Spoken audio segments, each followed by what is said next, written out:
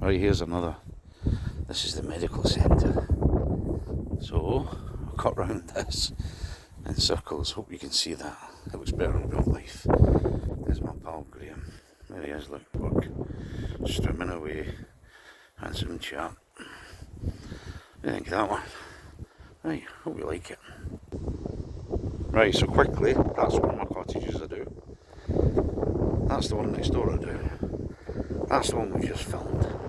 And the wee cottage in the background, the blue one, I do that one as well. So I'll show you the garden.